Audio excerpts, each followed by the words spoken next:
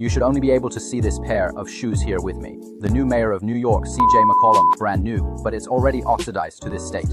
This is the best player PE I've seen this year. Look at these little lightning prints, Kobe 3 low-cut Brunson. Compared to him, it's just like a little brother. In reality, who doesn't wish LeBron would play for a few more years? Don't be fooled by its look. This Buckets 2 is even more like Irving when you wear it. Let me show you this pair of old shoes. Just this alone completely fulfills all my hopes for a top-tier domestic flagship sneaker. So let's take a look at this week's popular sneakers. Harden 10's JWPE. Look at the shoe body covered in little lightning bolts. The whole upper is covered. This is the best player PE I've seen this year. And surprisingly, it's a rubber sole. Love it even more. Check out the 3 stripes on the heel and the small logo. It will be released on May 1st. I heard the domestic stock is limited. Seems like only about 1,000 pairs. I attended an Adidas roundtable last Tuesday. Their US headquarters wanted to understand the Chinese market. I brought up an important point, like how Nike is eager to retro the KD and PG1. Shouldn't Adidas consider this too? Take out this pair of old shoes for everyone to see. The first basketball shoe with Boost. Tell them that Rose's logo is the most beautiful one I've ever seen. I would really buy a pair of shoes just for the logo. Even Harden has reached the 10th generation, starting from the 7th generation with this retro style. Harden 1, 2, and 3 are so classic. Shouldn't they consider reissuing those older shoes when launching new ones? Let me tell you, they are very interested in this suggestion. As a sequel to the top-tier performance basketball shoes, these are the 4 initial colorways of the Buckets 2. First, about this pair of Buckets 1, you can see it's not just Enzo. So many bloggers have ranked it 7th on their annual lists.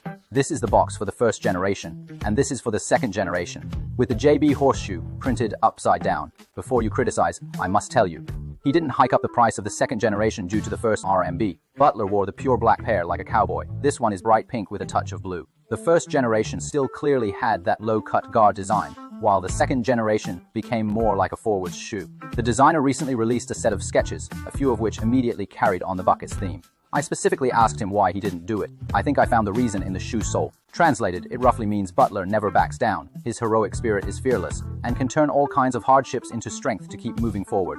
So I've tested it in action. Let me share a detail with you. Look at the TPU here, the Buckets net. It's made of soft rubber. The inside also has an outsole wrap-up, forming a spherical shape at the forefoot. Plus the pump in the forefoot makes the response super quick. Wearing it, it feels even more like an Irving shoe than Irving's own. The gait guidance on the Buckets 1 is smooth. Let me tell you, don't underestimate it because of its look. Its gait guidance is even smoother. You should only be able to see this pair of shoes here with me. The new mayor of New York, CJ McCollum. Just one colorway isn't enough to see. Let me show you all the colorways. The design of the CJ4 reminds me of the Wade 6, with the same retro feel. Look, including the placement of these 2 logos. The outer side has CJ's logo, and the inner side has CJ's signature. And the placement of Li Ning's small logo here is indeed rare. Did you see it? The stitching here forms a 4. If you look closely at the details on the shoe body, this shoe is actually very well completed, with even different colorways having different Easter eggs. This shoe was never intended to be released originally, but he still spent a lot to make it specifically for one player to wear. The goal was to not let CJ feel disheartened at the end of his career, including when Van Vliet was injured a while back. Didn't they make so many gamma-level colorways for the over 200 pairs of shining 3s? Plus Young Hansen's draft kit. I think this is also a major reason why people hope Steph Curry signs with Li Ning. Although the CJ4 won't be released, there's the Speed 14 Great White Shark colorway. It also has CJ's logo and is CJ's exclusive PE. Both belong to the running carbon core. The regret of not experiencing the CJ4 can be compensated by trying the Speed 14. The inspiration for this colorway traces back to Kobe, with his words to CJ, like a shark in the deep sea. I really admire the colorways Li Ning releases, like the Sully and Mike from Monsters University. The logo area features details from Sully's body, and the tongue has Monsters University, even providing you with a mismatched colorway. And this is the peak Qingling for the Cheese Snow Leopard. What's great is that the midsole is colored, still with a slightly offset tongue that fits the instep. I've tried it. The grip is perfect, including visible improvement in durability. But to be honest, the center of gravity is a bit higher than the Peak Qingling 3. Peak is really loyal. Last year, the Qingling 3 sold so well, yet they kept the launch price at just $299. So seeing Wu Shuang's huge popularity isn't a surprise. They've always had the pedigree for making great guard shoes. This is the super clear version of the Flash 4. Domestic guard shoes started going lightweight a long time ago. Does anyone recognize this? brand new, but it's already oxidized like this. Even the heel has cracked. Here is Parker's signature. Let me share some info with you. My pair of Kyrie 3 in the launch colorway has been worn for over 10 games, mostly indoors, and its durability is still reliable with barely any wear on the tread, but I feel the midsole has significantly deteriorated. So I got a pair in the War God colorway to compare. Its color scheme matches the Kyrie 3's design very well. It's just a shame it's a translucent sole, but durability is actually not a concern. Did you see the wheat inside? Kyrie's, peace. What is the longest lasting domestic series? Some fans aren't even 20 years old, yet it's already reached the 20th generation. These three classic colorways, Yushui 11, Yushui 13 Bang, Yushui 14 Bang, the woven upper of the 13 Bang, and the laser logo. I remember the 14 Bang was my first domestic sneaker that I lined up and paid a premium for, fulfilling all my expectations for a domestic high-end flagship. This is the era of Curry's shoes free agency, the only pair with Curry's personal logo.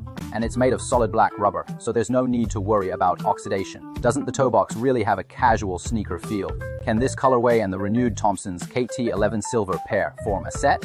I saw online that it's already been bid at $13,000, 88,000 yuan. He definitely doesn't know it's been released domestically. Bought another pair of Curry 7s, which I think are Curry's coolest signature shoes, and the tongue even has Curry's signature.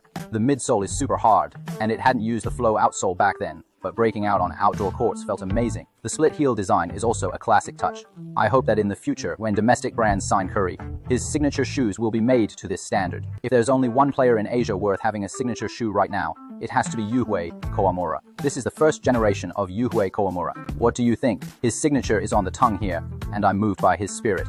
He's a small player, cut and sent down, but still active in the NBA. I will definitely treasure his signature shoes. The recent Way of Wade 12 is still very popular, and every time Curry wears them, the price goes up.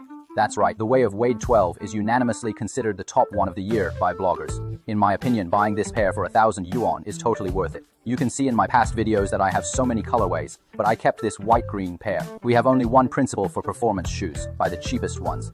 Besides, later on, you can expect classic colorways like Dawn and Sleepless. So don't always chase high prices, just keep a pair with a pleasing colorway for practical wear. Do young sneaker fans still recognize what shoes these are? This is my favorite pair of LeBron's signature shoes, the LeBron 9 Low. Look at the oversized air cushion. That year I wore them to win the Senior Year League. The main thing is the upper really fits well. Watching the recent Lakers versus Rockets game, Durant's decline is so serious, and LeBron is already 41. It's easy to talk online, but who wouldn't want LeBron to play a few more years in reality? Remember this pair, 247 NXT. This pair breaks the Booker trap. They can be both casual and for playing, with cat tongue fabric added to the heel. Recently, a new Aurora colorway was released which removed the cat tongue fabric from the heel, making it more casual. Simply put, these shoes can be your wellness basketball shoes. Generally, when going out, he won't bump into anyone. Thank you all for listening to me ramble for so long. This episode features two pairs of shoes, the FE 4.0, the first fast and agile shoes for summer, and a bag. Of course, feel free to share what sneakers have caught your interest recently in the comments section.